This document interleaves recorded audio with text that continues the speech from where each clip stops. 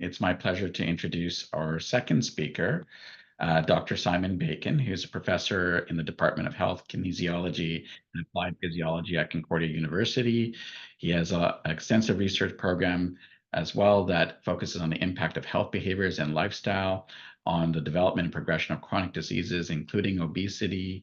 He's also the FRQS co-chair in artificial intelligence and digital health for health behavior change, and the CIHR Spore chair in innovative patient-oriented behavioral clinical trials.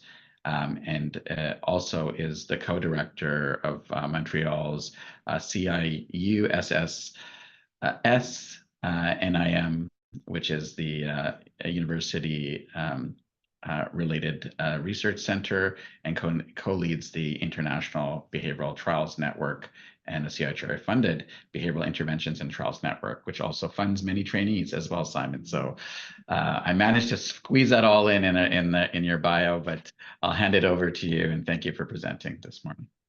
Fabulous. Thank you very much, Sanjeev. And it's wonderful to be here. Such an amazing group of people, both presenting and also online as well. So I'm really looking forward to the discussions we're going to have.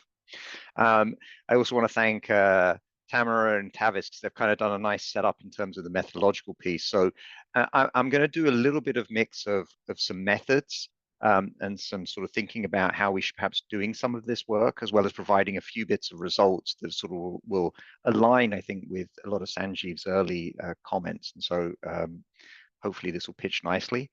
What I'm focusing on is this project called INTERChange that we've been working on for a while.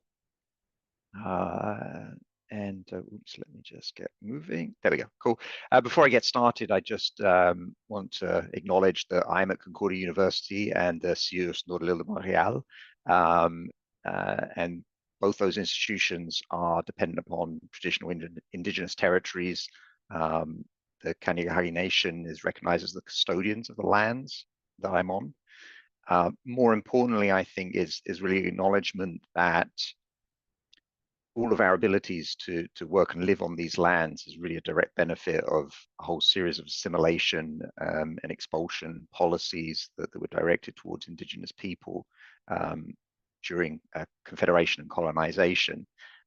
And critically, those policies, the harms of those policies, are still being felt today. And so I think it's beholden upon all of us, and myself and the colleagues that I work with are trying to work very hard to find ways to amplify the voices of indigenous people and really sort of overcome the issues of white supremacy and colonialism that are still present today, more broadly, but also within research.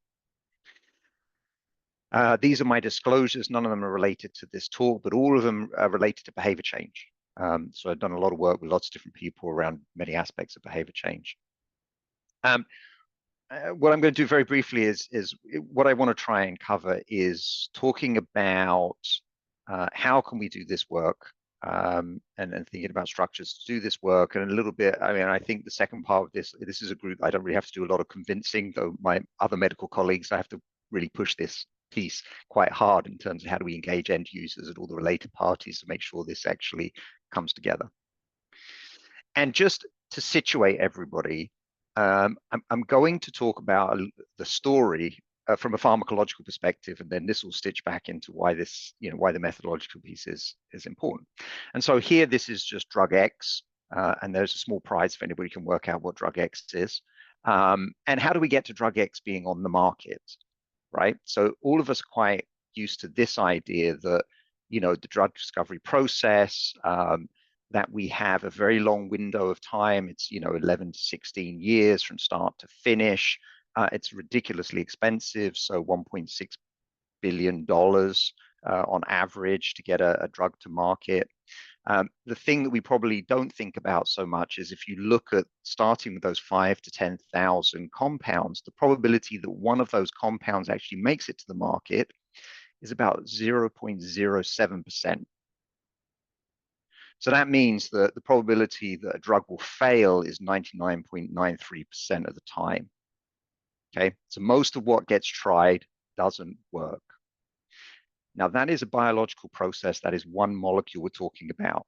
Now, let's think about us building a behavioral intervention and all the complexity that's built into that. and compare that to the drug, right? And automatically you start to think about how this scales and how we have to be more sophisticated in how we go about developing our interventions. This slide, I have it in here, but I probably don't need to show anybody this. We have these varying trajectories, and these trajectories translate to, we see this nice average kind of piece, but we see people bouncing around these trajectories, and those trajectories of weight loss post-bariatric surgery mean that not everybody gets the benefit, and then quite often we have recurrences of comorbidities, and there's a whole series of psychological difficulties that people experience through the process. As I mentioned, Tamara and Tavis very nicely set me up by, this is the famous orbit model they were talking about, and this is what it physically looks like. A slight tweak on it in terms of some elements that we've added subsequently around implementation science and the patient-oriented perspective.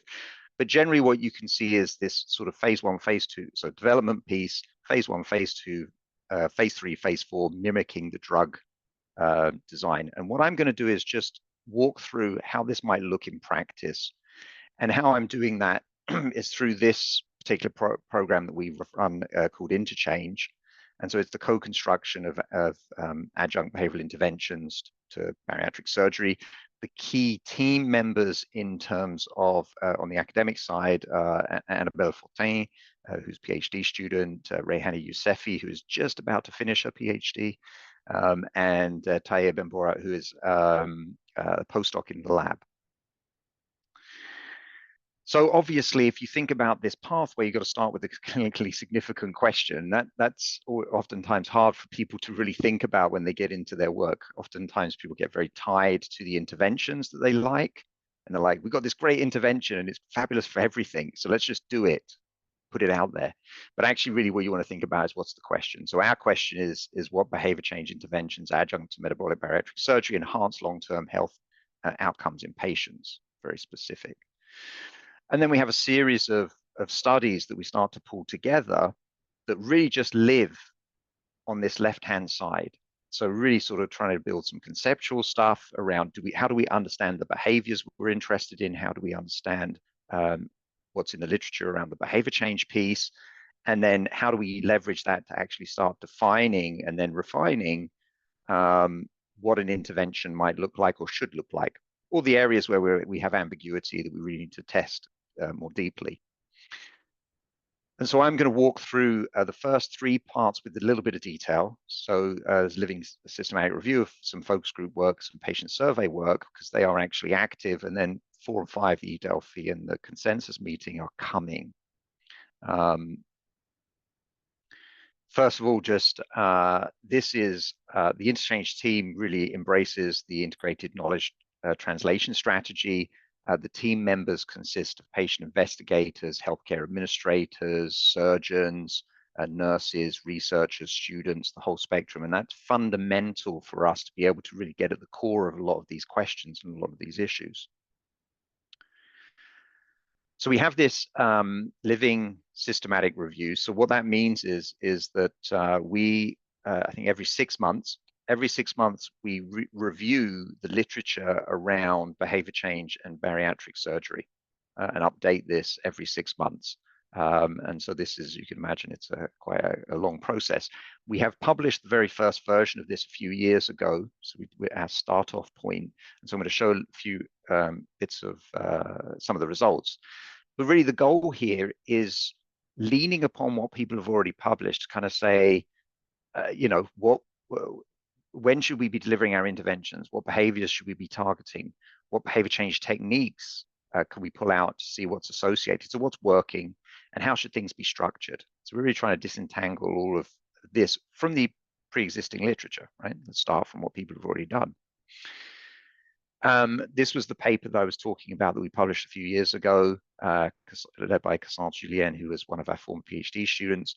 And as an example, at that point in time, when we collapse across all the kinds of studies, what you tend to see is those studies that were done pre-surgery had very minimal impact on weight, post-surgical long-term weight change.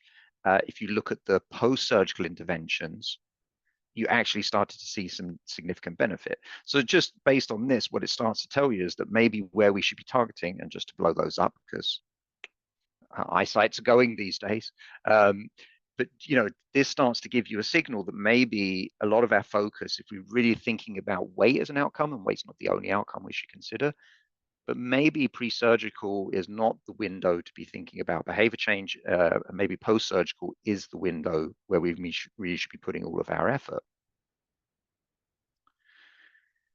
And there are other results that have come out of this as well, but I'm just showing that one as an example.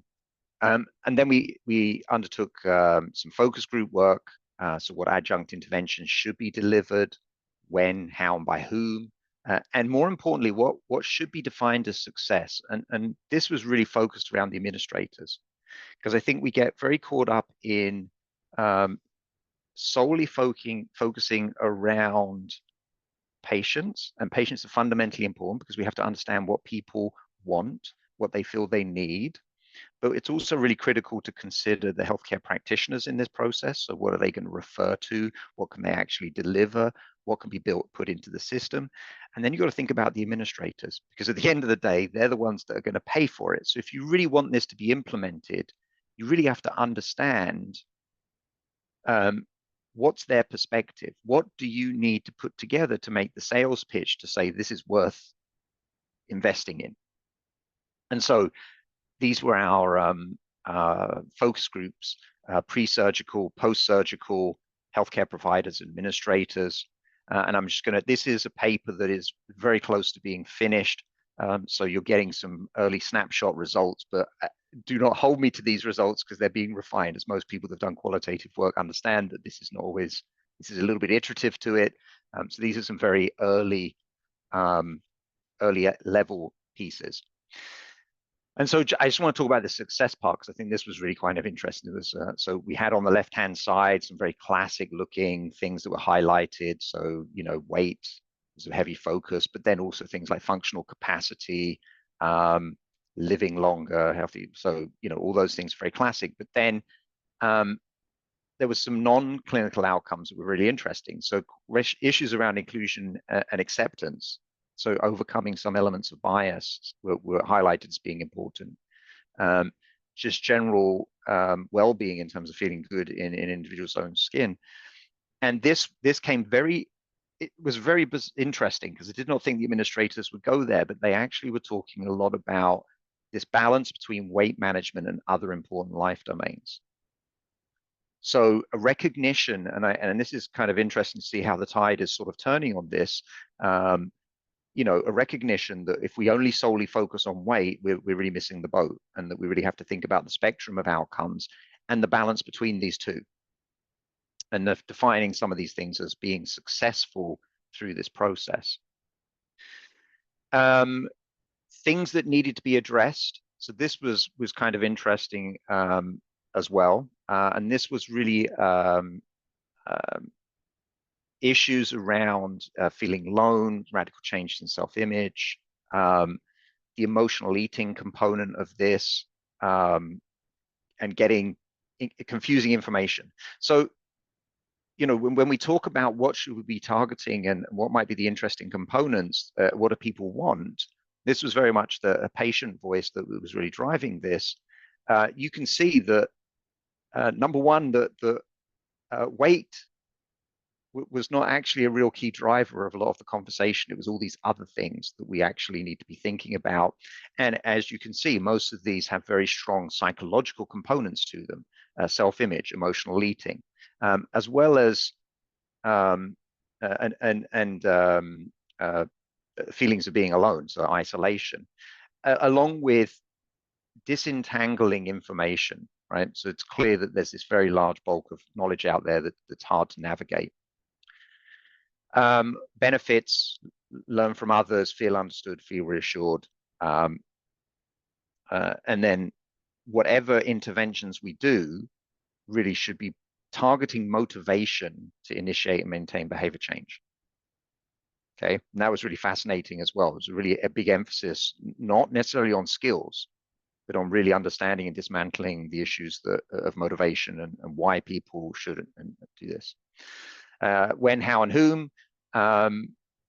Obviously, there was a big emphasis from everybody around healthcare professionals, but what was fascinating was that the two healthcare professionals that were identified as critical in this process were psychologists and nutritionists, dietitians.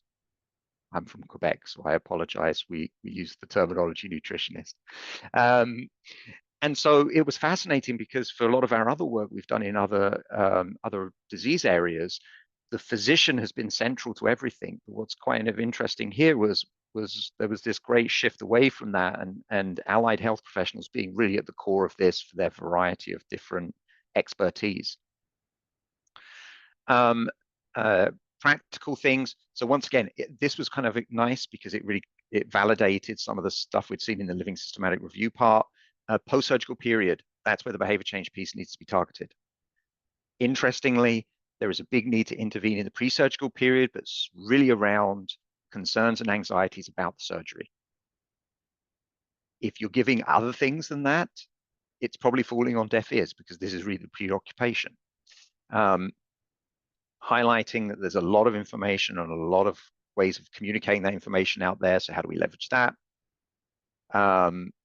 And this was a very Quebec specific thing. We have quite a broad set of surgical practices, and people sort of shop around a lot in Quebec, but there's a huge lack of clear messaging to patients. They pick up different things from different surgical outpatient groups and so on. So trying to think about a more standardized process.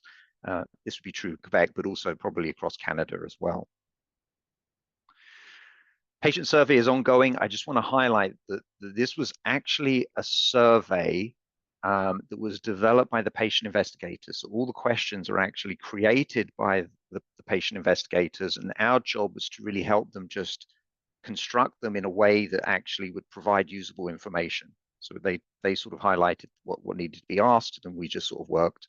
And this is really trying to understand what people want and what some of the barriers and facilitators are around that. It's ongoing. The data should be done relatively soon. But that's going to be another really interesting key source to really get at people. And we're capturing data pre-surgery and post-surgery. So what is it that in the people that are in the pre-surgical window and those that are in the post-surgical window, what are they really trying to get at? The Delphian consensus meeting, this is really just about priority. So we're going to have all this massive information from all of these sources. We need to do some process of rationalizing that and really sort of saying, well, what's the highest priorities? And so this would be a process where we engage the community broadly. So patients, healthcare practitioners, administrators, researchers, etc., to sort of come condense this to a way that we can actually make sense of it. And that's how it's broken down. So a predominance of patients and healthcare professionals, because they're really at the front end of this. And then a consensus meeting to really take that eDelphi and then turn it into actionable items about where we go next. So that's coming down the pipeline. This is just a figure that we have that really sort of highlights how critically important it is to have all the various interested and affected parties involved in every single step. So this is actually how they were involved, what their sort of role was, and how they impacted the process. So fundamental. And on the right-hand side, you see how things are starting to unfold. So just bringing this to a conclusion, so really important behavior change interventions should probably be post-surgery and led by allied health professionals. But there's a general consensus that that is the most efficient and effective way. I didn't really talk about this, but group sessions were highlighted as a consistent thing, which really translates back to the social isolation piece. People want to talk to other people that are going through the same lived experience. That was very, very strong. Non-wake outcomes are critical. And there's certain issues around knowledge, dealing with the new realities of this self-image piece, and emotional eating. So these three were real key content areas that were being highlighted very consistently. From a methodological perspective, so we started this 7 years ago, and by the end of 2025, so a 7-year period, this sounds kind of depressing to some, but it's actually just, this is how it is. We'll understand areas of content, some idea of some effective techniques, intervention formats, some ideas of definitions of success. What we won't have is a specific intervention. We won't have a phase 3 trial. We're a long way away from doing that kind of piece. And that's logical given this pathway, right? So we've done this part here. The next part, we'll be doing all this proof of concept, feasibility, and pilot testing elements. And then once we've gone through that, we'll get to the efficacy trial. Now, I just want to show you this one last slide. And I have 1 minute, which is perfect timing. So going back to this slide, okay, and what I really want to do is take that drug development piece and say, okay, that's the reality of drug development. What if we think about that in terms of the context of behavior change intervention? No matter what kind of intervention or what kind of behaviors or psychological elements you're targeting. So let's take this, okay, and let's scrap this out, right? So our basic science piece, this is really talking about behavior change techniques and delivery modes. So maybe we need 5 to 10,000 different BCTs and delivery modes that we need to be thinking about. We need to accumulate evidence around and so on. We need to then put those into packages. So this is the refine define piece. We need about 250 packages that we start doing early phase, small scale testing of. That may lead us to 5 well articulated packages that actually go through full phase 2, phase 3 testing, which might get us to an optimal package to answer a specific question. Okay, and we can move to phase 3, phase 4 trials quite quickly. I think we have a tendency to do this, which is just jump to these phase 2, phase 3s using the classic Islagiat principle, which is, it seemed like a good idea at the time, and we need to get away from that. This is not good science, and so on. And I think it's really critical to remember this timeline. We have to be realistic about, if we start going down a path, that we will not have a very short turnaround time, and there's a lot of work that needs to be done.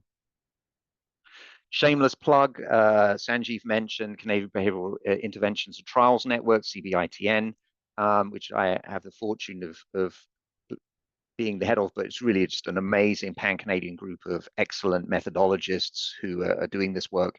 If you'd like any more information, there's funding elements available for students. There's training for general, for a variety of people and so on. cbitn.ca is the website. And this is just a not so old photo, but still a little bit outdated photo of the MBMC team that supports me being able to do all this fantastic work and producing this amazing stuff. Thank you.